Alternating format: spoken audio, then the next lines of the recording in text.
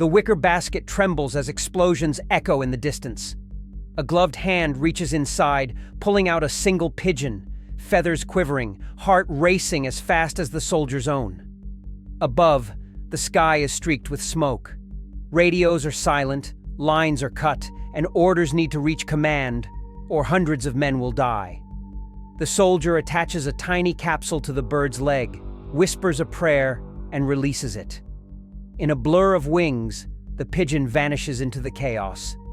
Across battlefields from Normandy to Burma, messages didn't travel by wire or machine, they traveled by instinct. Pigeons carried coordinates, warnings, and desperate pleas for help. Some crossed hundreds of miles through storms, gunfire, and predators, yet they returned home unfailingly, guided by something no human fully understood. Welcome or welcome back to How They Lived, World War II edition, the past reimagined. Today, we uncover the mystery of the war's smallest couriers, the pigeons, who knew exactly where to deliver their messages without maps or machines. Don't forget to subscribe, like, and hit the notification bell so you never miss an episode. Now let's begin.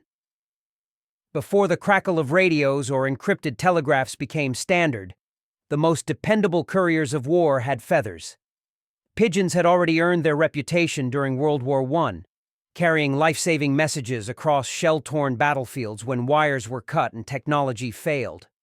When the world plunged into conflict again in 1939, armies didn't hesitate. They turned once more to these remarkable birds. Every major force trained and deployed messenger pigeons. The British Royal Pigeon Service managed over 250,000 birds, each carefully registered and assigned to military posts across Europe and North Africa. In the United States, the Army Signal Pigeon Corps developed advanced breeding and training programs to ensure accuracy and endurance. Even the German Wehrmacht and Soviet Red Army maintained pigeon units, with lofts built near airfields, bunkers, and frontline command centers. But how did pigeons, with no compass, map, or radio, navigate home from hundreds of miles away? The answer lies in one of nature's most remarkable instincts: homing. Scientists and trainers of the time didn't fully understand it, but they knew pigeons possessed an almost supernatural ability to find their way back to a single home loft, no matter where they were released. Modern research suggests several mechanisms working together. Pigeons are thought to sense Earth's magnetic field, using it like an invisible compass. Others believe they rely on the position of the sun, tracking its arc across the sky to maintain direction. Their sense of smell may also play a key role, recognizing familiar scents carried by wind from their home region. Add to that a strong visual memory. Pigeons remember landmarks, coastlines, and even the layout of cities from above. Training refined these instincts into precision. Wartime tests stunned observers. Pigeons released hundreds of miles away, through fog, smoke, and artillery fire, returned home with accuracy rates above 90%. One bird, later decorated for service, flew through a storm over the English Channel to deliver coordinates that saved a stranded patrol. Behind every message-carrying pigeon stood a patient handler, part scientist, part caretaker. From hatching to flight, these birds were treated like living instruments of war. Each was assigned a single home loft, carefully marked and never changed. Handlers conditioned them to associate that loft with food, warmth, and safety. The training was gradual and methodical.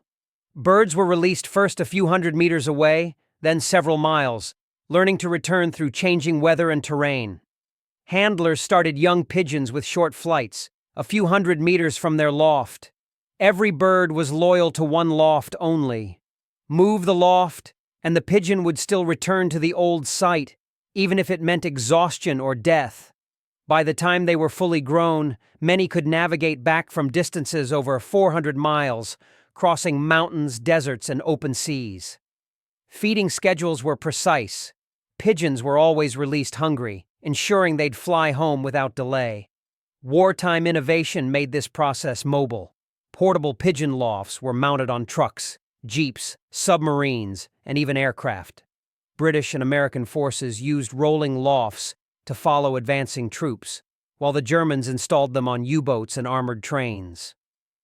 Each loft held dozens of trained pigeons, ready for emergency dispatch whenever radio lines went down.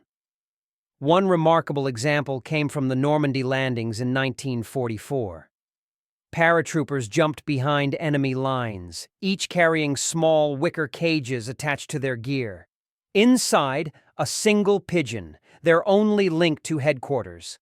After landing under heavy fire, one soldier released his bird with a message containing his unit's position. Despite gunfire and smoke, the pigeon reached its base across the channel, helping commanders coordinate reinforcements. Once trained, pigeons became part of a remarkably simple yet effective system of wartime communication. Each bird carried its message in a small aluminum capsule or waterproof canister attached to one of its legs. The canisters were lightweight and sealed tightly, ensuring that even if the pigeon flew through rain or landed in mud, the message remained dry and legible. Inside, a small strip of paper contained carefully written coordinates, troop updates, or emergency requests. Sometimes the fate of an entire unit rested on those few handwritten lines. To protect against enemy interception, many messages were encoded or written in cipher. Some were written in invisible ink or disguised as harmless letters, while others were double messages, one real, one false, in case the pigeon was captured. Decoy pigeons were even released to confuse enemy trackers or anti-air patrols trained to shoot birds from the sky. During the D-Day landings, pigeons once again proved indispensable. One bird, carrying coordinates of German artillery positions, made it back to England across gunfire, smoke, and fierce winds. That single message helped Allied command adjust their bombardment, saving countless lives.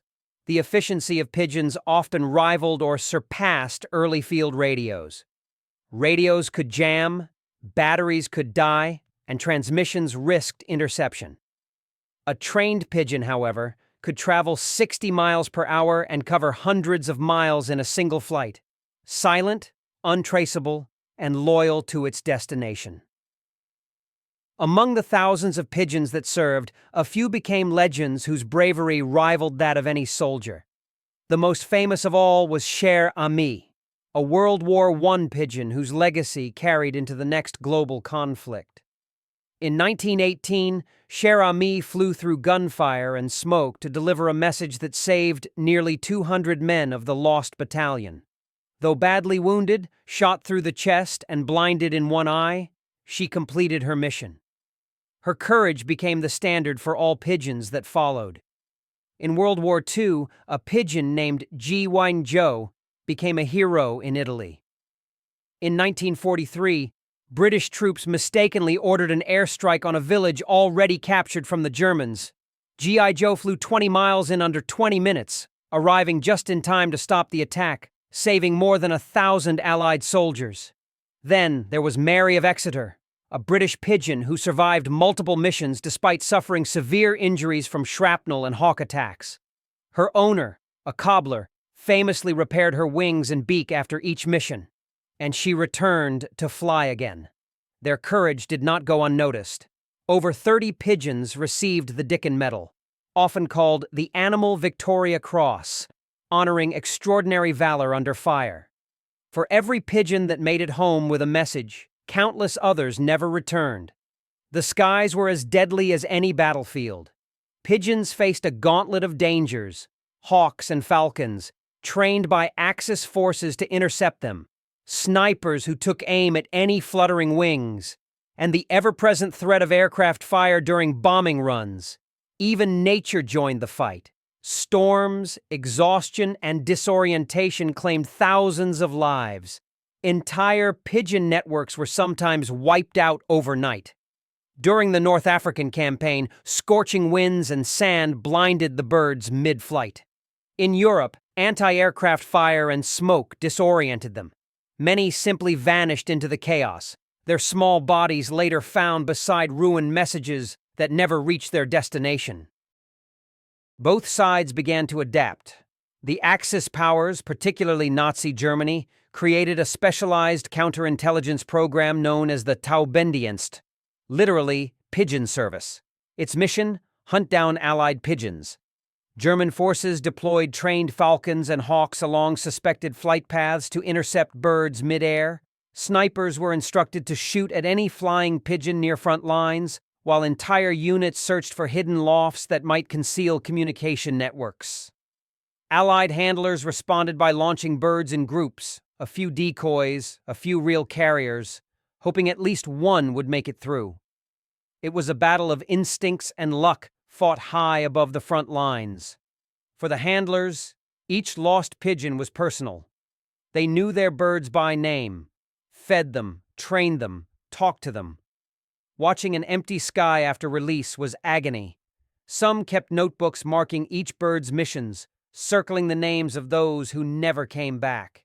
Despite the losses, the pigeons flew again and again, carrying hope across skies filled with smoke and death.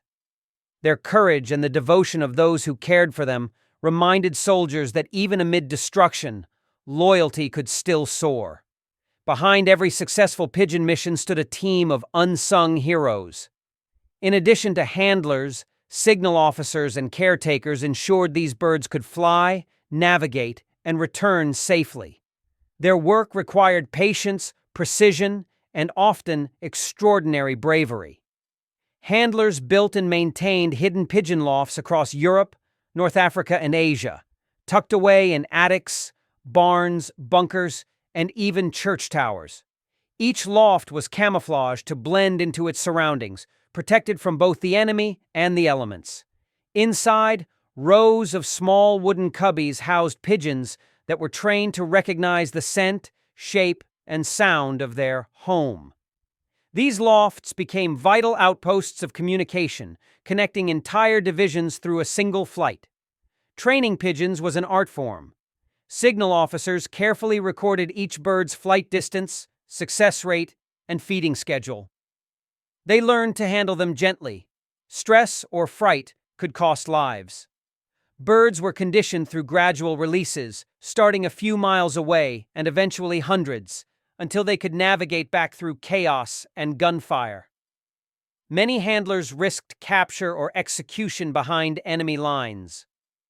One micro-story tells of a Belgian signal officer who refused to abandon his pigeons during a German raid. He stayed behind long enough to release them with coded warnings before destroying the loft. Those birds reached Allied command hours later, saving his unit from ambush. But the handler was never seen again. Their dedication embodied a quiet kind of heroism, one without medals or headlines. For every pigeon that reached its destination, there was a human who made that miracle possible. Even in the skies, the war of intelligence and deception never stopped. As Allied and Axis forces depended on pigeons to deliver vital information, both sides developed strategies to confuse the enemy's feathered couriers.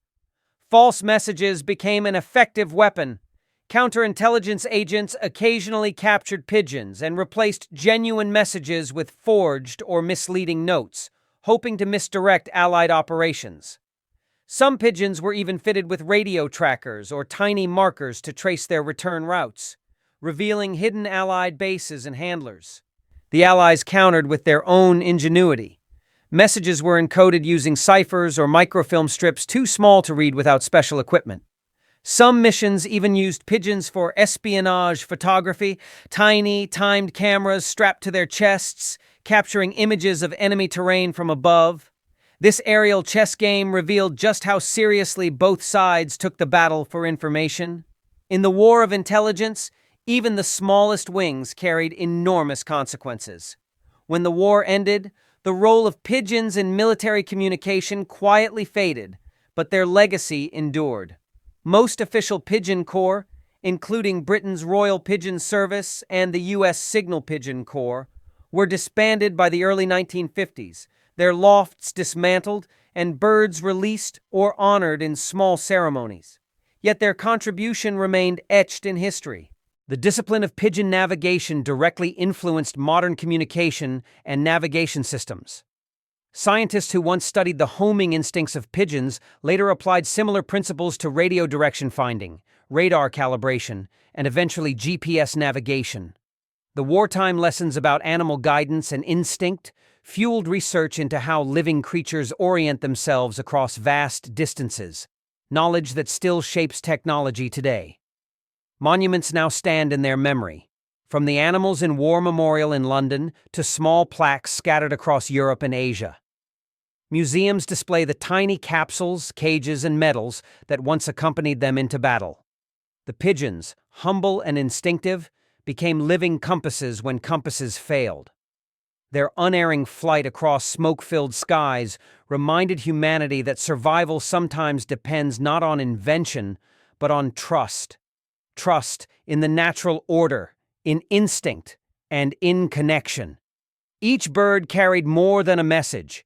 It carried faith and the idea that something so fragile could succeed where machines faltered.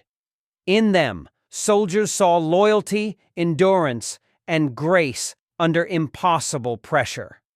If you enjoyed today's episode, please be sure to subscribe, like, and hit the notification bell so you never miss a new video. Next time, we'll explore something many soldiers faced but rarely talked about.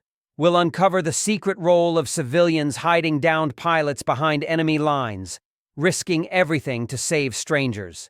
Thanks for watching How They Lived, World War II Edition: The Past, Reimagined. See you next time.